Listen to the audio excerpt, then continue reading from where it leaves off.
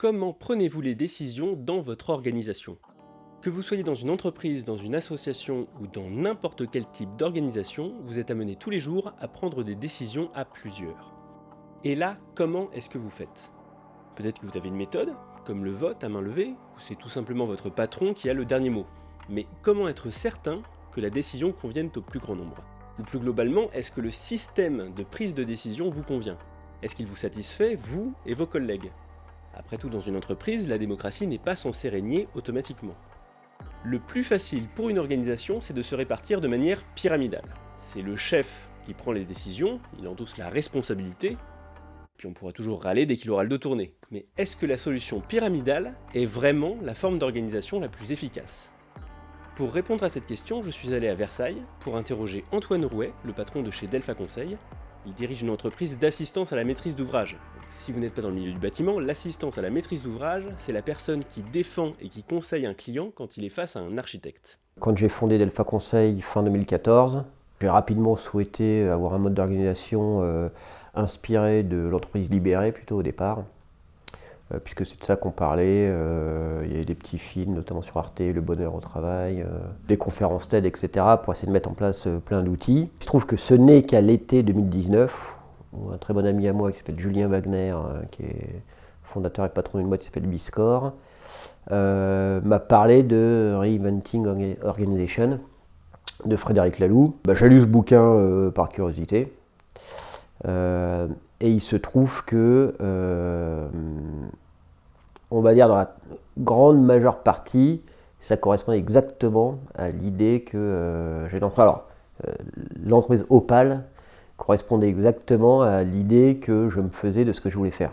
Avant d'aller plus loin, faisons une pause pour résumer Frédéric Laloux. Frédéric Laloux, c'est l'auteur de ce livre, Reinventing Organizations.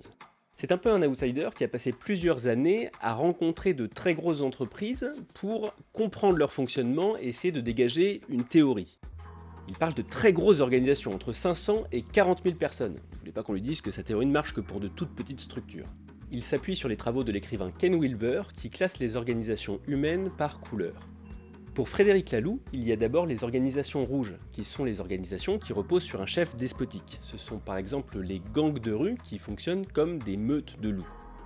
Il y a les organisations ombres, qui s'appuient autour d'une pyramide hiérarchique très figée, un peu comme peuvent fonctionner l'église catholique ou l'armée, chaque membre donnant des ordres aux membres inférieurs et recevant des ordres de ses supérieurs.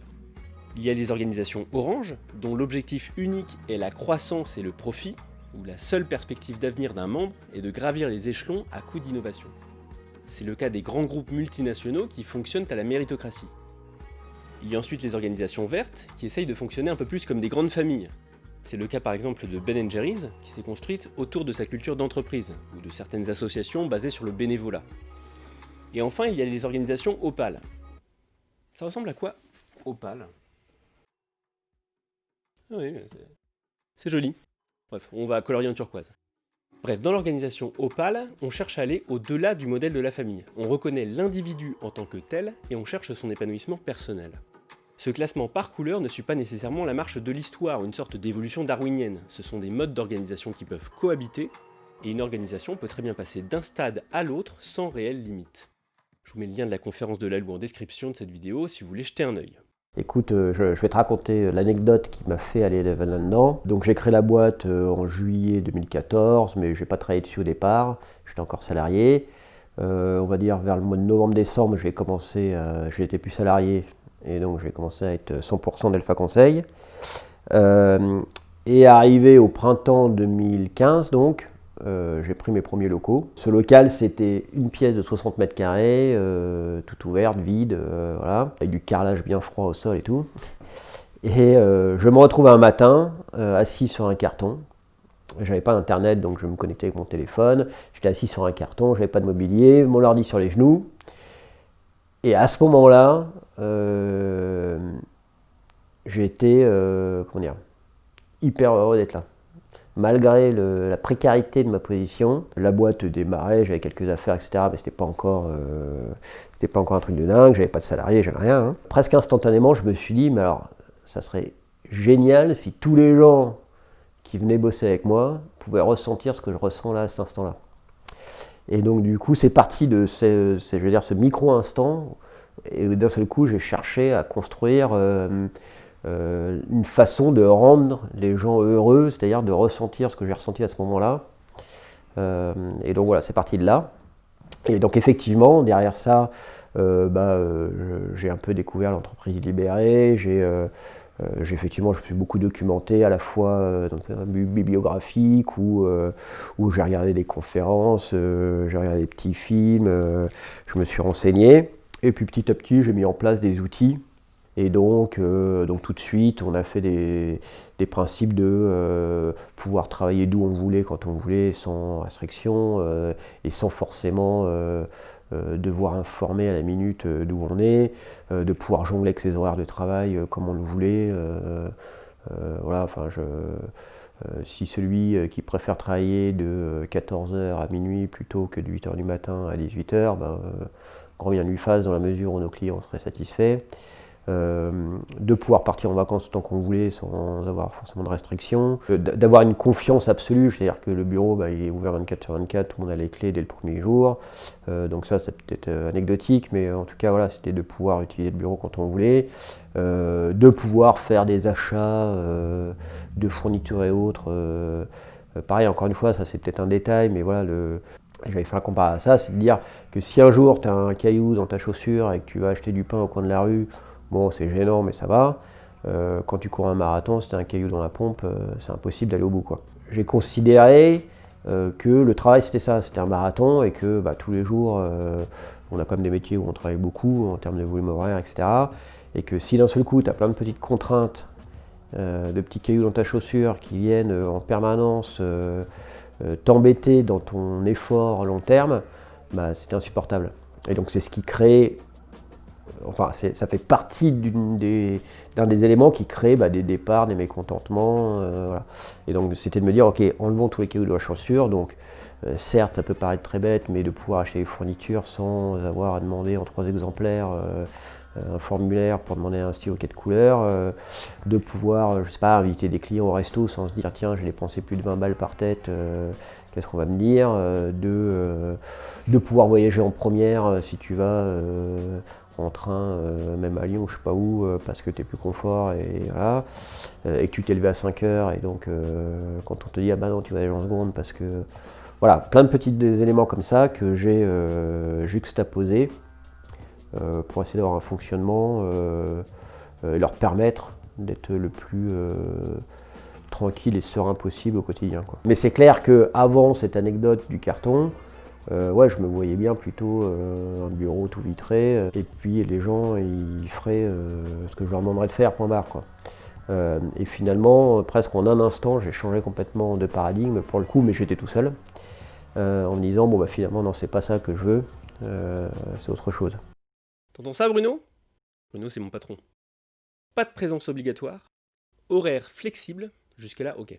Vacances illimitées, achat de fournitures à l'initiative personnelle. En général, c'est quand je raconte ça aux gens qu'ils commencent à se dire qu'on n'est pas juste en train de mettre de la poudre aux yeux.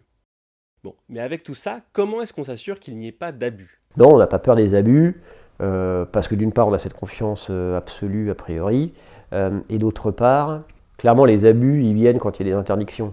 Ça veut dire que les gens vont essayer de faire passer en douce des éléments interdits, ou en tout cas contrôlés par la compta ou par je sais pas quoi.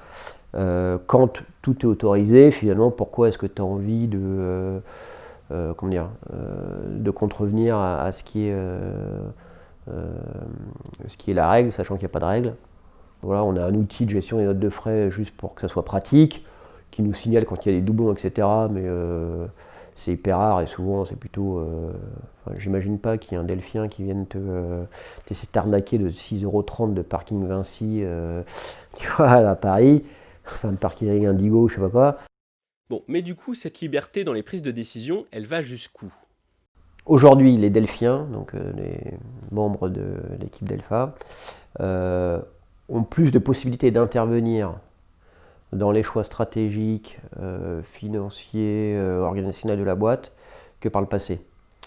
Parce que de toute façon, malgré toutes ces mesures prises dès le départ, On en reste une PME avec un fondateur, gérant, président, qui a 100% des capitales et donc du coup quelque part qui a tous les pouvoirs.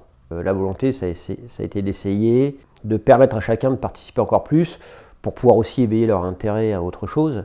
C'est-à-dire que certes, la très grande majorité des Delphiens sont opérationnels, donc chef de projet, directeur de projet, etc. Mais voilà, je me disais, ça peut être intéressant de leur permettre de découvrir autre chose. C'est pas parce que tu es opérationnel et que tu as 30 ans que tu as de moins bonnes idées que quelqu'un qui est directeur X ou Y et qui a 50 balais. Et ça, c'est clairement suite à la lecture de l'ouvrage de Frédéric Laloux. On a essayé justement de mettre en place d'autres possibilités pour les Delphiens d'intervenir. Quand j'ai recruté, etc., il s'est retrouvé que naturellement, on s'est retrouvé quand même avec une organisation pyramidale, avec moi. Il y avait 3 qui aujourd'hui sont directeurs opérationnels pour 2 et directeurs techniques pour l'un, qui étaient les plus seniors. Et ensuite des gens un peu plus juniors, donc les seniors c'est des gens qui ont plutôt 40-45 ans, des gens qui avaient 30-35 ans en dessous, et donc quelque part automatiquement ça crée une pyramide. Assez tôt, j'avais créé un CODIR donc avec mes 3 acolytes et moi-même, et ça pour le coup c'est pas du tout, en tout cas ça a quand même une vision assez que des hommes, donc très patriarcale. Alors qu'on a une majorité de femmes ici, puisque sur 18, je crois qu'on a 11 ou 12 femmes. Et donc du coup, finalement, c'était un peu en contradiction avec l'idée que je me faisais de l'organisation. Pour le recrutement, finalement, c'était ce CODIR qui recevait les candidats, qui définissait de qui on avait besoin, de quoi recruter, du format des entretiens, de recevoir les candidats, et puis du choix. Et puis finalement, le choix, il était finalement... assez clair que vu que, encore une fois, j'ai été le seul actionnaire, finalement, quelque part, soit ils étaient d'accord avec moi, soit ils n'étaient pas, mais en tout cas, on choisissait qui je voulais. Et donc ça me paraissait complètement impossible. Donc la réflexion et la mise en place d'un processus différent n'est pas évidente, particulièrement pour moi, bien entendu, grâce ou à cause de Reinventing Organization et de tous les process qu'on voit chez Patagonia, dans toutes ces boîtes-là, etc. Finalement, on a créé un nouveau système de recrutement où, quand on a besoin de recruter sur un poste, donc ça c'est plutôt les finances de la boîte qui le disent, ok, on a suffisamment de projets dans le pipe et puis voilà, il faut qu'on recrute. À ce moment-là, on crée une cellule qui bouge à chaque fois. Donc 2 volontaires qui disent ok, moi je veux participer au process de recrutement. Ce groupe il est constitué de on va dire de 3 à 5 personnes. Une fois qu'on est dans ce groupe, on ne peut plus en bouger parce que bien entendu il faut une cohérence et que tout le monde reçoive tous les candidats parce que sinon ça n'a pas de sens. Et ce groupe auquel je ne participe jamais, et ce groupe devient parfaitement autonome pour le recrutement. Vous voyez, rien que sur le recrutement, le truc que naturellement on aurait tendance à donner au patron, eh bien, chez Delpha Conseil, ce sont les collaborateurs qui choisissent avec qui ils veulent travailler. On avait constitué un peu avant un groupe de travail spécifique qui a défini le process de recrutement. Parce que pareil, sur le recrutement, ok, tu prends un CV, qu'est-ce que tu as fait? Tu as travaillé chez machin, chez truc, super, mais en fait on ne connaît pas. Et donc nous, ce qu'on voulait, c'est de dire, ok, est-ce que cette personne, on va bien fitter avec elle? Et donc, aujourd'hui, on a un process de recrutement où on essaye d'aller chercher qui vraiment est la personne. On l'invite à un pot, par exemple, alors avec le Covid c'est un peu différent, mais le dernier truc c'est on l'invite à une soirée ici ou un truc, justement pour se dire voilà, est-ce qu'on se voit travailler avec elle, passer un moment avec elle, etc. Même dans notre process de questionnement, certes il y a un petit peu sur le CV, etc. Mais après on essaye beaucoup de voir est-ce que la personne est sensible à l'environnement, qu'est-ce qui est important pour elle, qu'est-ce qu'elle a comme passion, etc. pour voir voilà, quelqu'un qui...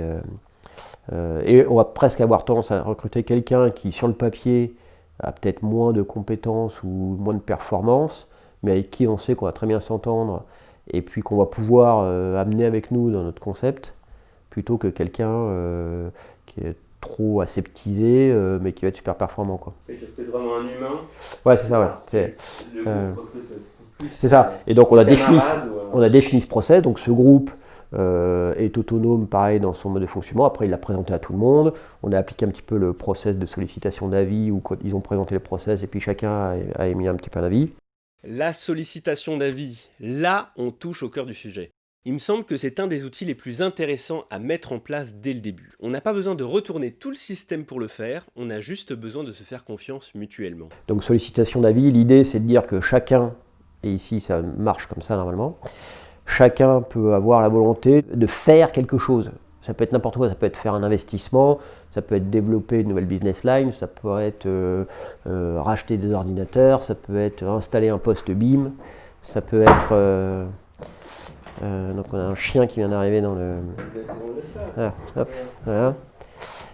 Donc voilà, ça fait partie du truc, de pouvoir venir aussi... Hein, non, ça va, merci. Ça fait partie du truc? Ah ouais.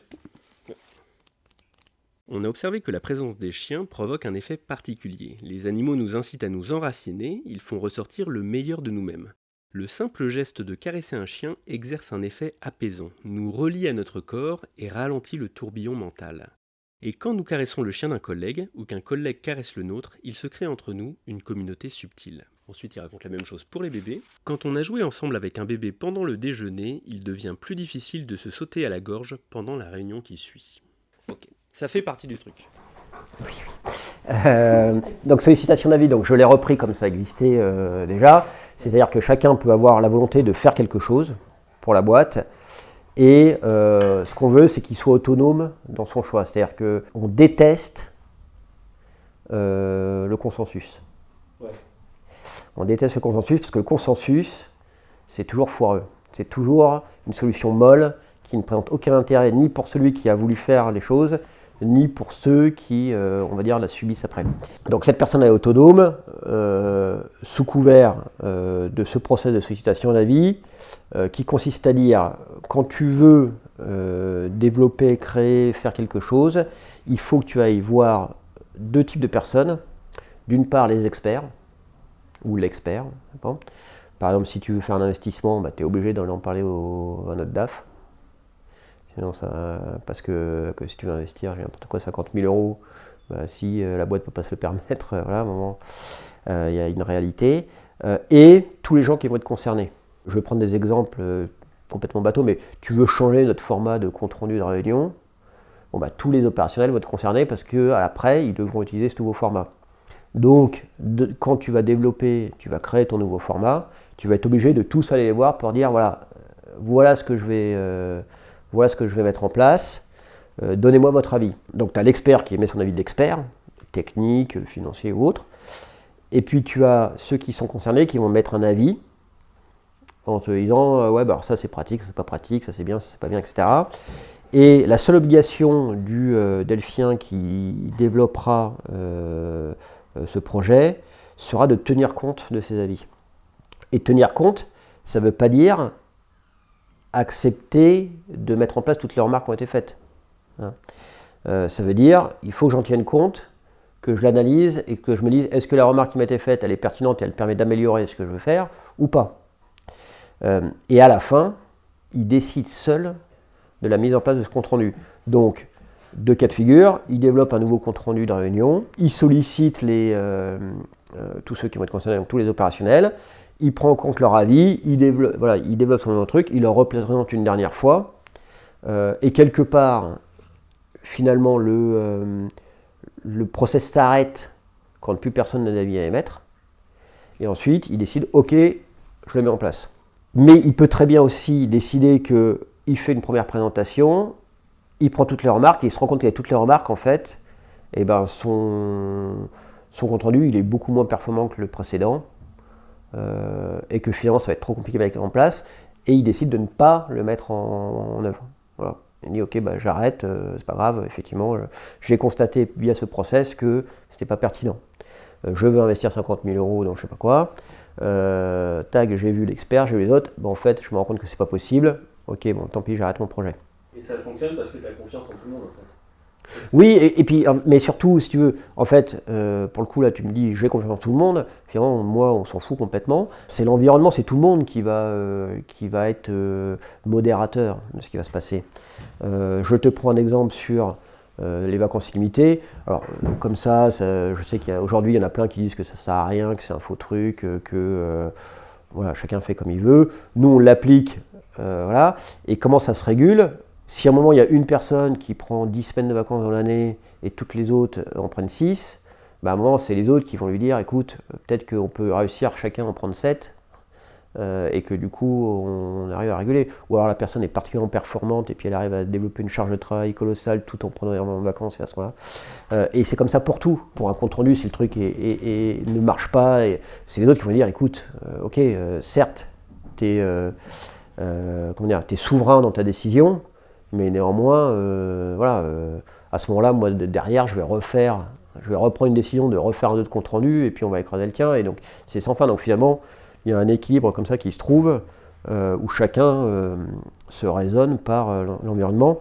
Mais, et je te précise ça, c'est hyper important, notre mode de fonctionnement nécessite une transparence absolue. Si tu n'es pas transparent, alors tu ne peux pas fonctionner comme ça. On espère mettre en place dans les mois à venir l'auto-augmentation, ou en tout cas une augmentation qui sera jugée, acceptée par un collège de Delphiens et non pas par moi.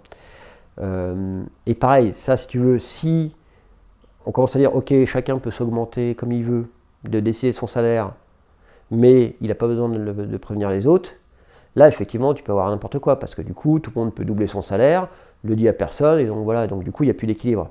En revanche, si on est capable de dire, bah, moi j'ai décidé, moi et mon équipe, de nous augmenter de 50%, peut-être que les autres soit vont accepter en se disant, de toute façon, cette équipe, elle est ultra performante, et puis c'est mérité, soit ils vont dire, mais dans ce cas, si vous le faites, vu que vous n'êtes pas plus performant que nous, bah, nous, finalement, on pourrait le faire aussi.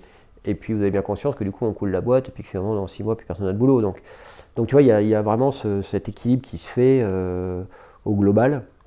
Je pense que maintenant, vous avez un bon aperçu de ce qui change dans l'entreprise d'Antoine par rapport à d'autres entreprises avec des structures plus classiques. Vous voyez pourquoi je vous disais que dans l'Opale, on considère réellement les humains. Ce sont eux le point de départ de l'organisation et de la production de l'entreprise. Bien entendu, vous ne pourrez pas reproduire exactement ce qui se passe chez Delpha Conseil. Il faut expérimenter avec les personnes autour de vous, il faut pouvoir leur faire confiance, et cette confiance doit s'entretenir au quotidien.